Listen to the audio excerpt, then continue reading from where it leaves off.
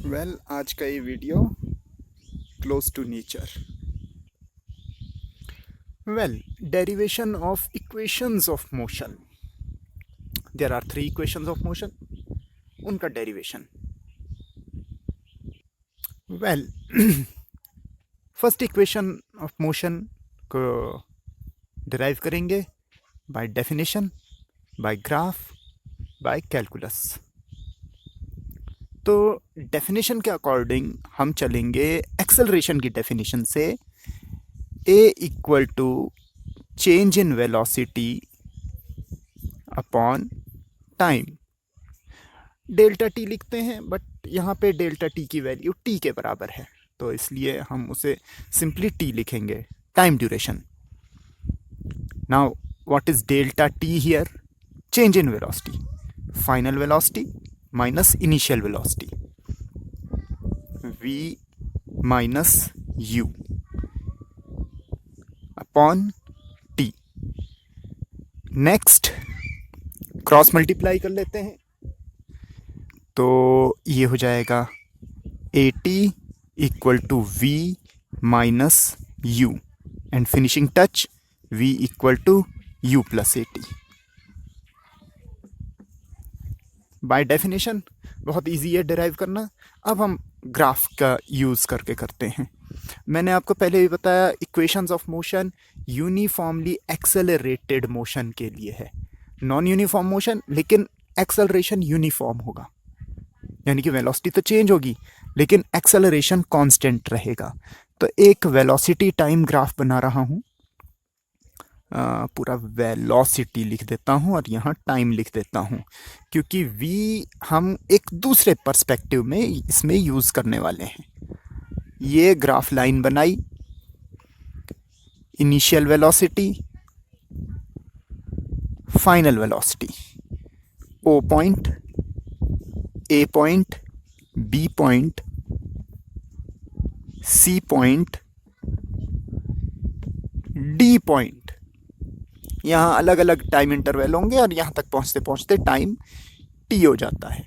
तो चीज़ें क्लियर हैं, अलग अलग डिमार्केशन होगा। ए पॉइंट पे वेलोसिटी यू होती है और बी से भी कोई नाम देना पड़ेगा, सी डी ई कर देते हैं। ई पॉइंट पे वेलोसिटी वी हो जाती है।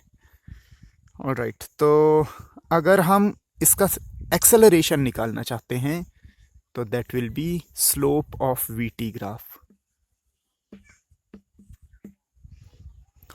ऑलराइट, स्लोप किसके बराबर होता है?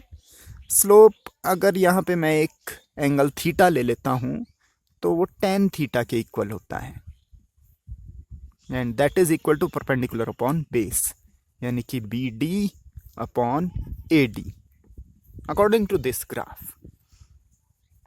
बी डी की प्रॉपर वैल्यू नहीं पता हमें, तो हम B C minus D C से निकाल लेंगे, B C minus D C. A D की वैल्यू ओ सी के बराबर। राइट, बी सी की वैल्यू देखिए, अगर यहाँ पे 20 मीटर पर सेकंड होता तो बी सी की वैल्यू 20 मीटर पर सेकंड होती, और यू की वैल्यू अगर 5 मीटर पर सेकंड होती तो यहाँ डी सी की वैल्यू 5 मीटर पर सेकंड होती। तो हम 20 माइनस 5 कर देते, यहाँ पे हम v माइनस यू कर देंगे और अपॉन में ओ सी की वैल्यू t। इससे आगे मैं नहीं कर रहा हूँ, इससे आगे ये सारा का सारा डेरिवेशन इसके साथ कोइंसाइड हो जाता है। तीसरा है कैलकुलस, ये हम पहले कर चुके हैं, but once again d v by d t, d we equal to a d t, cross multiply कर लिया, यहाँ पे सिंस कर देना, जिससे हमें पता चले कि ये एक्सेलरेशन का कॉन्सेप्ट से ड्राइव कर रहे हैं हम। अब integrating both sides, D V का integration, A is a constant, मैं एक ही स्टेप में उसे बाहर ले रहा हूँ। लिमिट ऑफ इंटीग्रेशन u से v के लिए और टाइम 0 से t के लिए, ये इंटीग्रेट होके v बन जाएगा, v to u a t minus 0, तो v माइनस यू लिमिट रख दी इक्वल टू ए टी। तो v equal to you plus A T. कुछ हायर बुक्स में आप ऐसा भी देख सकते हो कि limit of integration U to V D we equal to A, और टाइम दे रखा है t1 टू t2 dt, और फिर इसका जो फाइनल रिजल्ट निकल के आता है वो ऐसा आता है v माइनस यू हो जाता है, excuse me, v minus you हो जाता है, और दूसरे side a t2 minus t1 हो जाता है, और फाइनल टच यू को आप उधर ले जा सकते हैं। तो नॉट अ बिग इशू, इसे आप कर सकते हैं। आई मीन ऐसा पूछा नहीं जाएगा, लेकिन जैसे कॉम्पिटिटिव क्वेश्चंस वगैरह में घुमाने के लिए, आपको थोड़ा सा कॉम्प्लिकेशन लाने के लिए ऐसी कुछ नोटेशन कई बार आ जाती हैं, स्टूडेंट कंफ्यूज होते हैं। कोई घबराने की ज़रूरत नहीं है, वो लिमिट के वजह से आ गया है। वंस अगेन वंस अगेन अब सेकंड इक्वेशन ऑफ मोशन देखेंगे, और इस समय हम स्टार्ट करेंगे डिस्प्लेसमेंट के कॉन्सेप्ट से। तो generally displacement equal to velocity into time, but uniform acceleration के केस में एक वेलोसिटी तो होती नहीं है, वेलोसिटी चेंज होती रहती है। इनिशियल वेलोसिटी बढ़ते बढ़ते बढ़ते काफ़ी ज़्यादा हो जाती है, तो हम यहाँ पे एवरेज वेलोसिटी टर्म यूज़ करेंगे। तो displacement equal to average velocity into time. Alright, तो average velocity net displacement upon time. लेकिन अगर आपको याद हो प्रीवियस वीडियो में, जब मैंने आपको प्रीवियस वीडियो, उसका लिंक मैं डिस्क्रिप्शन में डाल दूंगा, उस वहाँ जाके आप एक बार फिर से चेक कर लीजिएगा, जिसमें मैंने बताया था कि जो non uniform motion with uniform acceleration वाला केस होता है, उसमें एवरेज वेलोसिटी निकालने का एक और तरीका होता है, initial velocity plus final velocity upon 2। तो डिस्प्लेसमेंट ये सिंपली एक लीनियर रिलेशन की वजह से होता है। सिंपली एक लीनियर रिलेशन, अगर कोई चीज़ लीनियरली आगे बढ़ रही हो तो उसकी इनिशियल और फाइनल वेलोसिटी वैल्यूज़ का एवरेज ले लोगे तो मिडिल वैल्यू निकल जाएगी। तो यहाँ पे हम क्या करेंगे, डिस्प्लेसमेंट s एवरेज वेलोसिटी के लिए v plus u upon 2 into t। Alright, तो next step, s equal to v के प्लेस पे u प्लस ए टी रख देते हैं, और फिर से प्लस u है, फिर t के साथ मल्टीप्लिकेशन है, और अपॉन में 2 है। Then s equal to 2u plus A t into t, और अपॉन में 2, and then s equal to 2ut upon 2 a t square upon 2। So finally it is s equal to ut plus half at square. Simple सा derivation था। अब graphical method से देखते हैं। तो once again वही टाइम पूरा लिख लेना चाहिए, अदरवाइज कंफ्यूजन होता है। इधर velocity u v o a, यहाँ ये पॉइंट b, पिछली बार मैंने नहीं लिखा था b, इस बार b लिख देते हैं उसे, c d e, बहुत सारे पॉइंट्स हो गए, काफ़ी इतने। ऑलराइट, यहाँ डिस्प्लेसमेंट से स्टार्ट किया था, यहाँ भी डिस्प्लेसमेंट से स्टार्ट करेंगे। ग्राफिकल मेथड में डिस्प्लेसमेंट होता है एरिया अंडर द ग्राफ। तो ये हो जाएगा, ये एक ट्रेपेजियम बन रहा है, area of trapezium, in fact area of triangle और प्लस एरिया ऑफ रेक्टेंगल ऐसे ले लेते हैं। Area of triangle ACD plus area of rectangle ADEO।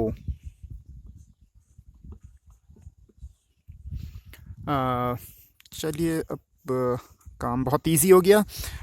Area of ACD ये हो जाएगा हमारा half into base into height.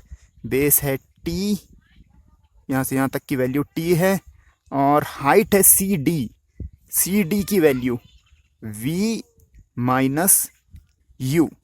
CD की वैल्यू पूरी यहाँ से यहाँ तक की वैल्यू V है, यहाँ से यहाँ तक की वैल्यू V है, और यहाँ से यहाँ तक की वैल्यू U है। तो CD की वैल्यू V माइनस U हो जाएगी। और प्लस रेक्टेंगल का एरिया कितना हो जाएगा, length into breadth T into U।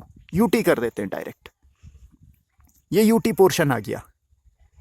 अच्छा, V माइनस U थोड़ा सा ट्रिकी बनते हैं। Half T V minus U AT के बराबर होता है प्लस UT। क्यों होता है ऐसा? क्योंकि हमें पता है A equal to V minus U upon T होता है, तो V माइनस U हमारा AT के बराबर हो जाएगा। ऐसी कोई प्रॉब्लम नहीं है, आप चाहें तो यहाँ पे V की वैल्यू भी सब्स्टिट्यूट कर सकते हैं, V equal to U plus AT भी पुट कर सकते हैं, फिर सॉल्व होके यही आ जाएगा। थोड़ा सा ये शॉर्ट होता है इसलिए मैं ऐसा कर रहा हूँ। And then finally it is S equal to UT plus half AT square. But the bigger challenge is here. तो इसमें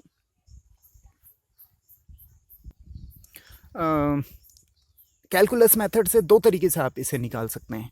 पहला V equal to DS by DT। So DS equal to V DT। मैं यहीं पे integration put कर रहा हूँ, आप साथ साथ में करते रहना, अगले स्टेप में इसे लिखना, पर मैं यहीं पे कर रहा हूँ इसे। Generally limit of integration is from 0 to S, और यहाँ 0 टू T। लेकिन V अभी कांस्टेंट नहीं है, V वेरिएबल है, और V की वैल्यू हम वो वाली पुट करेंगे जो U प्लस AT होती है। तो DS का इंटीग्रेशन S आ गया, limit of integration 0 to S। V की पहले वैल्यू पुट कर लेते हैं U plus AT, and then integration DT 0 to T। अब यहाँ तो लिमिट ऑफ इंटीग्रेशन पुट कर लिया S माइनस 0, तो ये S ही हो गया। फिर इधर U DT 0 to T plus A बाहर आ जाएगा, कांस्टेंट है क्योंकि यूनिफॉर्म एक्सेलरेटेड मोशन है, 0 टू T। और यहाँ U बाहर ले लेना चाहिए था। एनीवे, dt का integration T, limit of integration put कर देंगे T minus 0 plus A, T का इंटीग्रेशन कर देंगे T square by 2 minus 0, and finishing touch S equal to UT plus half AT square.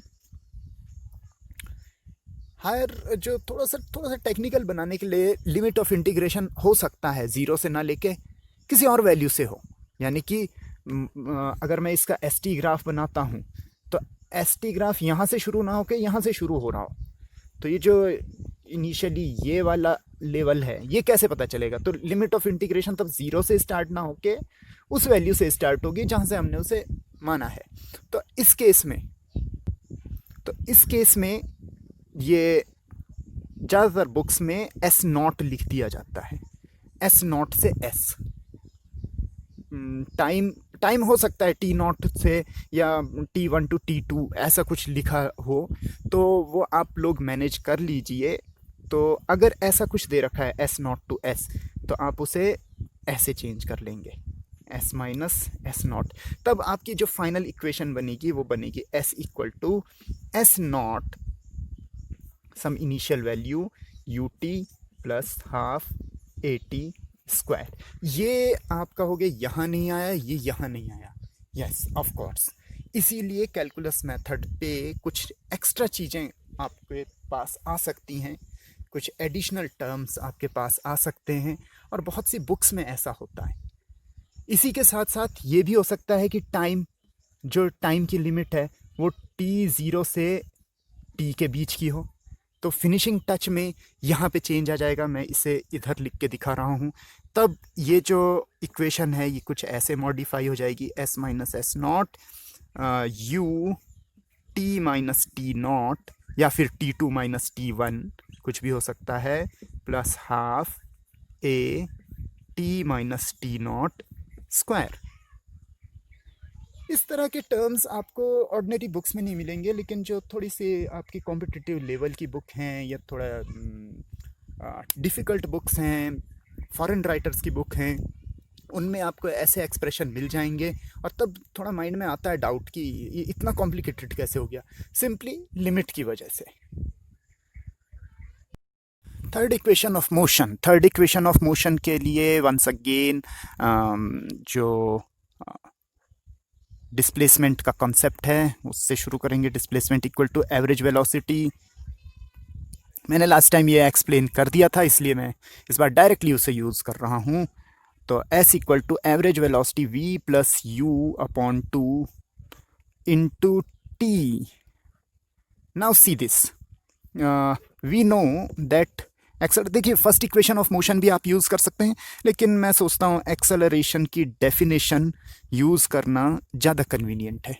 Cross multiply हो जाएगा t equal to v minus u upon a. Directly put कर देंगे तो s equal to v plus u upon 2 into v minus u upon a. 2a हो जाएगा, cross multiply होके 2as हो जाएगा, और v plus u v minus u v square minus u square हो जाएगा। Finishing touch v square equal to u square plus 2as। Graph आप देख रहे होंगे मैं ग्राफ बार बार मिटा दे रहा हूँ। एक्चुअली हर बार डेरिवेशन में मुझे उसमें कुछ ना कुछ एडिशनल आपको नोटिफाई करना पड़ रहा है, तो वो काफ़ी अनटाइडी सा हो जा रहा है। Velocity initial mark a point, B point, oh sorry v, और पॉइंट का नाम है बी। यहाँ तक गया c d e. E point पे टाइम हो गया टी। वेल अब वंस अगेन वही सब, s equal to area below the graph. पिछली बार मैंने आपने देखा होगा सेकेंड इक्वेशन ऑफ मोशन के लिए मैंने क्या किया था, area of this rectangle plus area of this triangle. इस बार भी ऐसा कर सकते हैं, बट एक स्टेप बढ़ जाएगा, इसलिए मैं डायरेक्टली इस बार ट्रेपेजियम ले रहा हूँ। तो area of trapezium O A C E, ये ट्रेपेजियम हो गया। Okay, so area of trapezium half into sum of parallel side, that is O A plus C E. O A की वैल्यू मैं डायरेक्ट पुट कर रहा हूँ, you पहले मैं ये वाली साइड ले रहा हूँ, कुछ वजह है उसकी, प्लस v प्लस यू। पहले बड़ी साइड ले ली फिर छोटी side. So sum of parallel side multiplied by perpendicular distance between them. Perpendicular distance उनकी t के बराबर है। हाफ v के प्लेस में, ओ सॉरी ये थर्ड इक्वेशन है, इसे ऐसे ही रख देंगे, और सारा कुछ यहाँ से कॉपी पेस्ट होगा। ग्राफ का सिर्फ इतना मीनिंग था, अब सब कुछ यहाँ से कॉपी पेस्ट होगा, तो मैं एक्सप्लेनेशन दे नहीं रहा हूँ कि t की वैल्यू ऐसी कैसे आ गई। तो v minus u upon a and then 2a, cross multiply 2as हो जाएगा, इधर v square minus u square होगा, blah blah blah. Calculus method देखते हैं। Calculus method a equal to d v by d t, तो a equal to d v by d s कर सकते हैं, into d s by d t कर सकते हैं। डी एस को इधर भेज दो, a d S equal to ये वेलोसिटी बन गया v D v, limit of integration यहाँ 0 टू s, और आगे चल के s नॉट टू s भी हो सकता है, और यहाँ ये कांस्टेंट नहीं है, वेरिएबल है u टू v। s का इंटीग्रेशन ds का integration s, limit 0 to s, और ये हो जाएगा v square by 2 limit of integration u to v, and then final finishing touch s minus 0, here v square by 2 minus u square by 2. Slight adjustment. 2 common आ जाएगा, cross multiply हो जाएगा, 2as equal to v square minus u square. Once again कुछ slight changes हो सकते हैं. Limit of integration s naught से start हो सकता है. अगर एस नॉट से स्टार्ट होगा तो जो फिनिशिंग टच मिलेगा, जो फाइनल फार्मूला बनेगा, उसमें क्या मॉडिफिकेशन आ जाएगा. ये देखिए एस नॉट, यहाँ भी एस नॉट, तो ये हो जाएगा एस माइनस एस नॉट, और जो फिनिशिंग टच मिलेगा वो बन जाएगा v square equal to u square plus 2as minus s naught. तो इस तरीके से चेंजेस आ सकते हैं. और एक चीज़ और बता दूं, कोई ज़रूरी नहीं है a equal to d v by d t से ही आप इसे कर सकते हैं. आप इसे v equal to d s by d t से भी कर सकते हैं. v equal to d s by d t.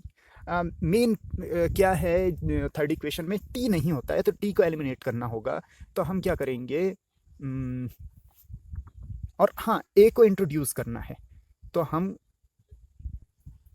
D v by d v से मल्टीप्लाई कर देंगे, and then it will be adjusted like d s by d v into d v by d T.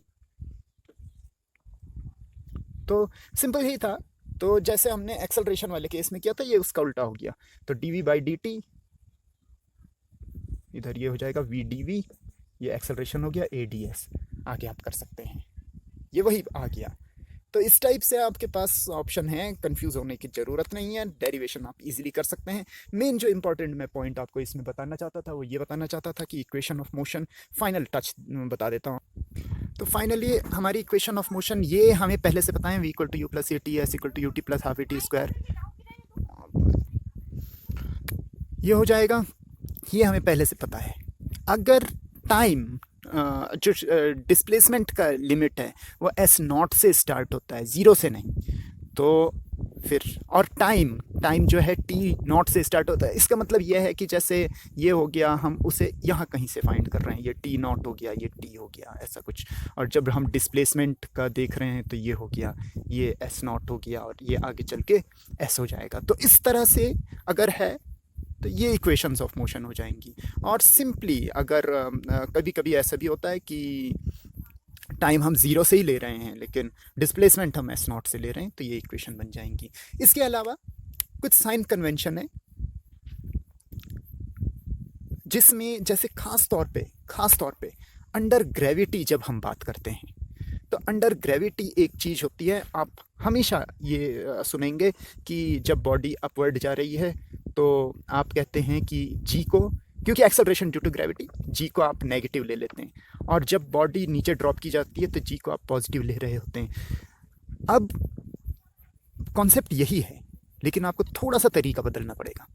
Actually अगर velocity, आपकी initial velocity upward direction में है, acceleration due to gravity हमेशा downward act करती है, क्योंकि ये यू के अपोजिट है. इसलिए जी नेगेटिव नहीं है, एक्सेलरेशन नेगेटिव है. एक्सेलरेशन की वैल्यू जी के बराबर है, जो कि 9.8 होता है. तब आप माइनस जी रखते हैं यू के रेस्पेक्ट में. और वैसे ही जब बॉडी डाउनवर्ड ड्रॉप की गई है या थ्रो की गई है, तो उस केस में यू भी नीचे के लिए है और जी भी नीचे के लिए है, तो आप एक्सेलरेशन को पॉजिटिव लेते हो, क्योंकि दोनों सेम डायरेक्शन में. तो ये सिर्फ डायरेक्शन को स्पेसिफाई करने के लिए है. इसके बारे में और इन्फॉर्मेशन देंगे नेक्स्ट वीडियो में. Bye bye. और ये कुछ उत्तराखंड की हसीन पहाड़ियाँ हैं, और आज का ये वीडियो मैंने यहाँ आके शूट किया है. Alright, I hope you have enjoyed it. Bye bye.